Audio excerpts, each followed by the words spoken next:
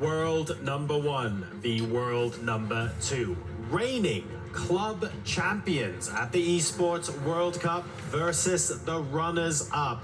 And it's 3-all tied in the semi-final, going to an Armageddon game. It does not get more tense than this. It feels like fate, it feels like destiny. The only way to separate these two fantastic chess players is Armageddon. It had to go the whole way. It was always meant to be. But who will come out on top? That is the big question. So much at play, the mind games, the blunders we've seen, the time scrambles, and it all ends here. It all comes down to this. One game, no mercy. Biggest stakes, highest pressure. Two legends, one spot in the finals, and this one will settle it all. Magnus Carlsen versus Hikaru Nakamura. Hikaru doing it twice in the match, coming back from behind, making it a reality. What a performance. Magnus Carlsen, he's angry right now. He knows that the crowd here is supporting the home favorite team, Team Falcons, Hikaru Nakamura. He's not used to that. He's the one who usually has the crowds cheering for him. How will he deal with the pressure? So the scores are 3-all. And you might be asking yourself, well, chess is a game that can end in a draw. How does one game decide it all? This is an Armageddon game, and here's how it works. Both players submit a confidential bid to the arbiters, and the player with the lowest time plays with the black pieces. And you might be thinking, well, that sounds a bit unfair. You've got white with 10 minutes and black with less than 10. How does that make things interesting? We'll tell you how. It's because they've got draw odds. Black plays with less time, but all they have to do is secure a draw. If the game ends in a draw, that counts as a win for black. So there's extra pressure because the player who starts with white, who has 10 minutes, has to win the game to progress. We can now reveal that the bidding process is complete, and the player who will play black in the Armageddon game is Hikaru Nakamura, who doesn't just go into the 6-minute territory. He bid 6 minutes and 12 seconds. He absolutely was determined to play with the black pieces here, and that gives him draw odds. Wow, that is a statement. That shows confidence. He just won a game with the white pieces on demand, not backing himself to do it again, being so insistent that he takes black, backing himself to hold the draw, but taking only 60% of his opponent's time. Wow, will he regret that, Tanya? 6-12. That is insane. That is nuts. That's absolutely desperate to get to the black pieces. We've spoken about this, you know, here at the EWC. Anything below 7. How low can you go? Anything below that mark should not be legal. If anyone can do it, it's got to be the speed monsters. It's got to be the speed demons, right? Hikaru Nakamura is one of the players who can pull it off. Needs only a draw to book his spot into the finals. But will it be too less of a time to make that happen? You have to imagine that if any players can do it, it'll be one of the Team Falcons players who are the fastest with the mouse here, arguably. So here we go. This is the Armageddon game. King's Indian defense being deployed. King's Indian Part 2 after Hikaru won earlier with the black pieces in this opening. And we see the bayonet attack here from Magnus Carlsen, one of the most trendy variations in this opening. Blocked center, white playing on the queen side, black most likely later playing on the king side. Anyone's game, but quick moves from Hikaru. He's only spent a few seconds up to this point. And after this sudden death Armageddon, a key will be crushed. Will it be Team Liquid's or will it be Hikaru's key right now? There is so much that rides on this final Armageddon of the day, and Hikaru does what King's Indian defense requires. He's got the pawn storm going on that right flank towards Magnus's king. This is game on. It starts looking scary, this position. F4, G5, 8-6, all of that coming up the board. Now, the Black Pawn Storm, as we call it, the King's Indian trademark. Hikaru looks locked in, looks super focused, and Magnus is the first to go into the tank. He's burned over a minute of his time. He asked for this opening. Very brave from Magnus this time to go into an opening he's already lost in this match. But there we go, the White Knight jumping forward is another typical motif in this opening. Also typical of Carlsen, you lost in this opening, that's fine. I want another go, I want another bite at the cherry, I want to make things right. He's not afraid of that challenge. He's not afraid, and it looks like if you go by the evaluation bar, it's a great opening decision by him what he's gone. But usually in the King's Indian defense, the evaluation bar does not tell the full story. It very often gives an advantage to white, but the position is so complex, so dynamic, where black's going for the attack, white aiming for that e6 square, ideas on the queen's side. David, how often have we seen the evaluation bar be completely wrong from a human perspective in this opening? Exactly. It's deceptive. We'll ignore the eval bar for the next few moves unless it swings massively in either direction. This is the one opening that computers, that AI and others were still struggling to understand up until recently, always giving white an advantage due to the extra space, the d5 pawn as the spearhead. But Magnus forced back with his knight, forced into the retreat. Hikaru now stepping back with his rook. It's the clock times that tell a lot about this story. It is Hikaru's style. He's an attacker by heart, by nature.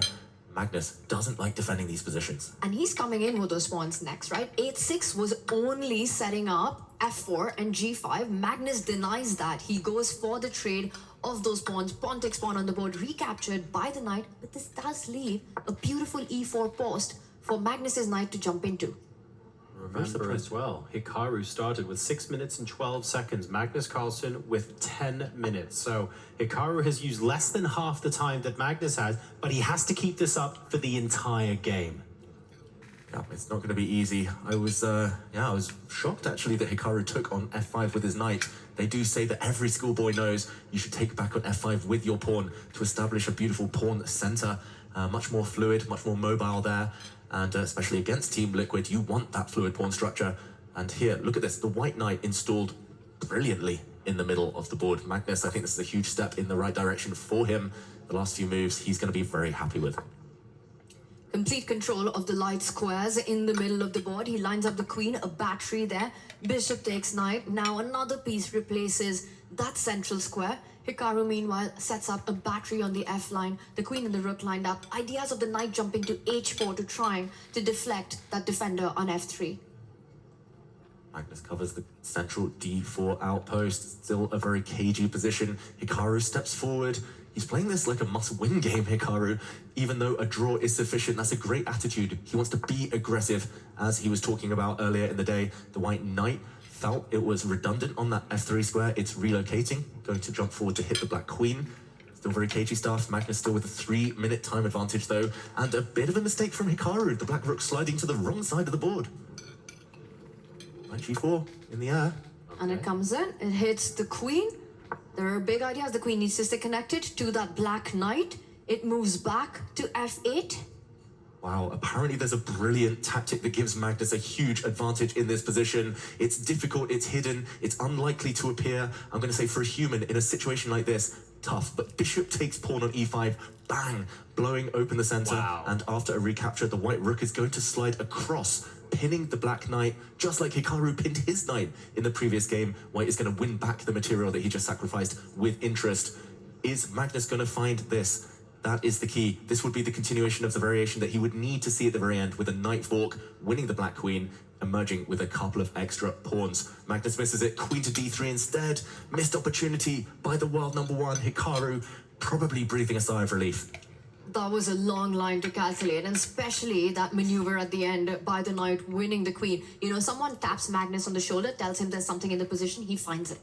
But to realize that this is the critical moment, that something exists, is the hardest part about chess. Instead, Magnus going the wrong way, another inaccuracy on the board. It's something so difficult to see in the moment as well.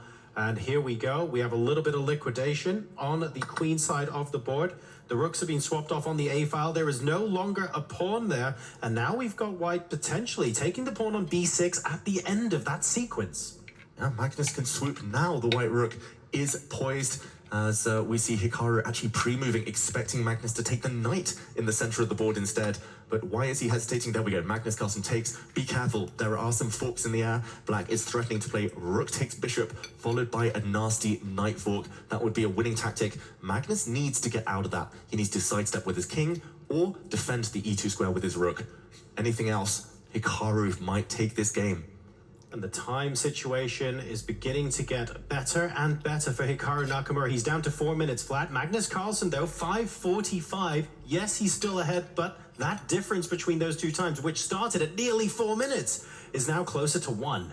But Magnus needs to be super careful. He could be lost in one move. He needs to find a good way to stop this trap that has been set up. He moves his king, sidesteps, and he forks. And there we have Hikaru Nakamura with his decision, stepping in with the rook to the second rank, now threatening a checkmate in one. Queen takes pawn. Fight is on. Magnus on the defense. Checkmate threatened. Magnus needs to defend against this, needs to hold the gate. He retreats his knight, not a happy move. The knight misplaced on the first rank, but out of necessity there. Long-term, Magnus is doing very well. Strategically, Magnus has the advantage. If he can get the queens off, he's loving life.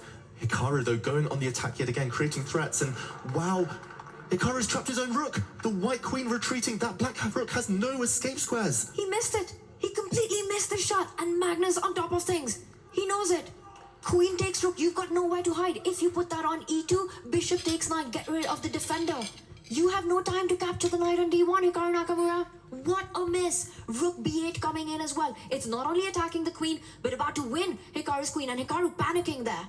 It's all gone wrong for Hikaru Nakamura in the space of one move. It was a very attacking position, a very promising position, one he would have enjoyed. But this double attack, very sneaky there from Magnus Carlsen, has just one material. Now the black rook drops off, exchange up, rook for knight. But he will fight on. With the queen, knight, and bishop around the white king, Magnus has to go on the attack. Otherwise, Hikaru's queen's about to come in on h2, threatening some big checks. And you can see the mentality from Hikaru, that champion's mentality. He slumped in his chair when he realized that was a big mistake, and he got back up within a fraction of a second, and he was instantly calculating, what can I do next? How can I still make something out of this game? It's still so complicated. Magnus has a very narrow path here to victory. His bishop is attacked, the black queen is super active. He needs to slide back. Great defensive move there, hitting the black bishop, defending the white bishop, and setting up some checks. The white bishop hoping to slide into h7, forcing Hikaru back with his bishop. We saw Hikaru almost banging the table there. Look at the eval bar. Magnus is winning. White is winning, but can he put the finishing touches on? It's 4.5 minutes against under 3 minutes now. Still anything possible. Exchange up, simplification here, favoring the player who's currently ahead. Hikaru getting more and more frustrated as he sits because he has fewer pieces with which to create the complications that he so desperately wants and needs in this game. But Magnus Carlsen's the one who is playing for the win here. He goes in with a check. And now look at that beautiful move. Retreats the bishop. Once the king is disconnected from the bishop, he disconnects the queen from that dark squared bishop. Rook takes bishop is the big threat. Hikaru Nakamura, is he giving up? Hikaru looks devastated. He's going to slide his king across to defend the bishop. The white rook is perfectly placed. The white bishop perfectly placed. All Magnus needs to do is bring in his queen. But Hikaru looks so frustrated, giving up hope. Where is the finishing blow? Magnus looking for it with 4 minutes left. Hits the black queen. He's going to kick her away. And now he's going to give a check with his bishop. The black king has nowhere to go. The white queen poised to swoop in.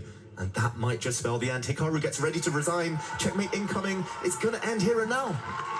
GG. Magnus Carlsen in an incredibly thrilling Armageddon game pounces on the mistake immediately after. Counter chances for both players, and he edges this thrilling contest to make it into the grand final of the Esports World Cup to face off against Alireza Firoujza. What an incredible match from both of these amazing competitors.